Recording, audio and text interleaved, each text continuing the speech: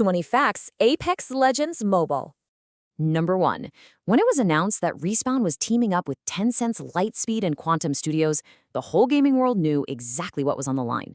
I mean, these are the exact same developers who turned PUBG into a billion-dollar mobile empire. So handing them one of the absolute best Western shooters? Yeah, nobody expected just a simple port. The expectation was total conquest. People really believed this game was going to take over the entire mobile market. Number 2. The game we actually got wasn't just copy-pasted to phones. It was rebuilt from the ground up for touchscreens. They packed in some really cool new features, like smart auto-loot and a button to seamlessly swap between first and third-person views. But they also built a completely separate account system. That meant cross-play with your buddies on PC or console was totally impossible by design. It was super ambitious, but it definitely built some massive walls between player communities right from the start. Number 3. The hype before launch was honestly unreal. They lured everyone in with these clever tiered reward milestones, turning the whole debut into this giant collective countdown. And it worked like magic. Over 15 million players pre-registered. On launch day, it instantly became the most downloaded iPhone game in 60 different countries all at once, hitting number 1 in huge markets like the US, Japan, Germany, and India. Number 4. The amount of cash rolling in right out of the gate was staggering. In the very first week alone, players dropped nearly $5 million. And it didn't slow down. Within 30 days, the game rocked up over 21 million downloads and pulled in $11.6 million in revenue. For a hot second there, those crazy numbers made it look like Apex Legends Mobile was going to sit right next to PUBG and Call of Duty Mobile as the next permanent king of mobile gaming. Number 5. The mobile version actually got its very own exclusive character named Fade, and his backstory is awesome. Born Ignacio Humani on the planet Solace, his family made a living scavenging military tech. But when a job to recover a prototype phase suit turned into a brutal ambush, mercenaries took out his father and brothers. Ignacio only survived because he accidentally turned on the suit and jumped into another dimension. He didn't join the Apex games to get famous. He strictly entered to bait his family's killers out into the open for revenge. Number 6. This game didn't just win over players. It completely swept the big industry awards. Apple named it the iPhone Game of the Year, and Google crowned it Best Game for Android, both at the exact same time. It is insanely rare for a mobile battle royale to snatch up the highest possible honors on both major platforms in a double coronation, especially when it had only been out for 7 months. Number 7. Season 2 brought us another amazing mobile-exclusive legend named Rhapsody. She's this super cool Vietnamese DJ fighting alongside her speaker drone named Rowdy. Her lore is super intense too. Her mom actually built Rowdy before getting fired by a massive tech giant for uncovering their dark corporate secrets. This buried her family in fake debt, so Rhapsody entered the game sponsored by that exact same evil corporation, secretly planning to earn enough cash to buy her family's freedom from them. Number 8. By Season 3, the developers had to make a pretty tough public confession.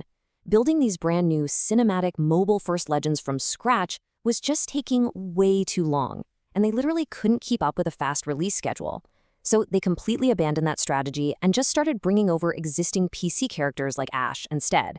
They basically admitted that the incredible exclusive characters that made the mobile games so special were just way too expensive and hard to keep making. Number 9. The revenue graphs started showing some serious red flags. After peaking at around $7 million a month early on, earnings slid all the way down to about $3.5 million by December. But the scariest part was the player count. Daily downloads totally nosedived, crashing from a peak of 1.77 million down to just 40,000 by January. That massive drop in player interest was the ultimate warning sign that things were going south fast. Number 10. You could actually see the panic happening right at the top leadership level. Just days before the massive shutdown announcement, the head of product management for the mobile project, a huge industry veteran, straight up left the company to go lead a different studio. His exit was basically a giant flashing neon sign to the community that the people steering the ship didn't even believe it could stay afloat anymore. Number 11. This is where things get really fascinating. Analysts realized the game's downfall was caused by a massive clash of ideas. You had the Western studio prioritizing smooth movement, great shooting mechanics, and user experience, going head-to-head with the Eastern studio's mobile style that focused heavily on grinding and aggressive monetization. You essentially had two giant teams with completely different ideas of what makes a game fun, trying to build the exact same product. That creative tension basically strangled the game from the inside out. Number 12. The mobile game tried this super radical experiment with its rarest items. Over on the main PC game, players usually have to spend roughly $500 on average just to unlock a single heirloom weapon through random packs. But the mobile version gave us signature weapons. These were fully customizable melee cosmetics that you could earn entirely for free just by playing the game. It was this incredibly player-friendly approach that the parent game has never even attempted, but sadly, it died with the mobile servers. Number 13. Out of absolutely nowhere, the shutdown announcement dropped. The publisher declared the servers would go totally dark on May 1st, giving players exactly 90 days to say their goodbyes.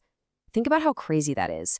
They were killing a game that had just won huge Game of the Year awards less than 6 months earlier. They instantly yanked it from the app stores and stopped all real money purchases, turning this massive live game into a literal ticking clock. Number 14. The official excuses for the shutdown were super carefully worded, but honestly devastating. The publisher stated the content pipeline fell short of the bar for quality and quantity, but the developers separately blamed factors beyond their control. Having those two totally different statements drop at the exact same time heavily implied this wasn't just a simple flop. It pointed to a partnership so broken that neither side could publicly name the real reason without pointing the finger at the other guys. Number 15. The financial damage to the players was completely permanent. It was officially announced that absolutely zero refunds would be given out for any premium currency, battle passes, or cool cosmetics people bought. All of that in-game content was just going to vanish into thin air. For dedicated players who spent real money thinking they were investing in a long-term game, this turned a corporate business decision into a permanent personal loss they could never get back. Number 16.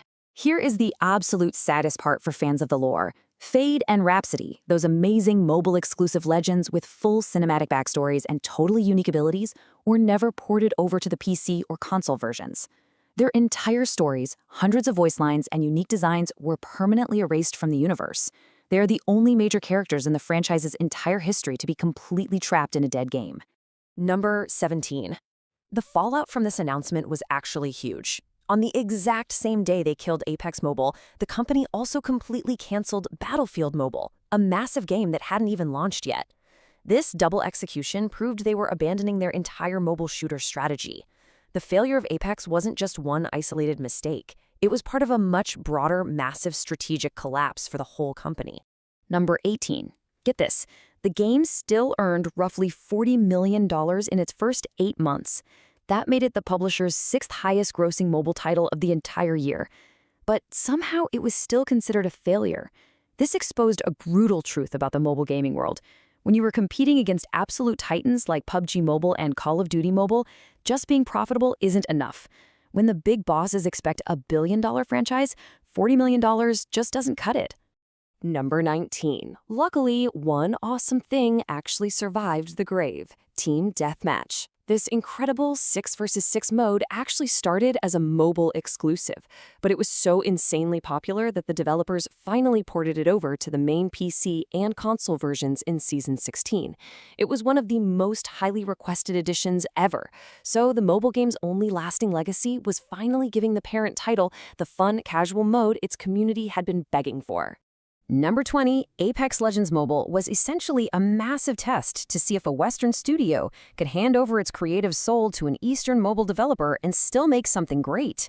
And the ruin it left behind proves that when two giant companies build the exact same game for totally different reasons, the players are the ones who suffer. It really makes you wonder if future mobile spin-offs are just doomed from the start. Smash that like button, share this with your squad, and definitely subscribe for more awesome facts.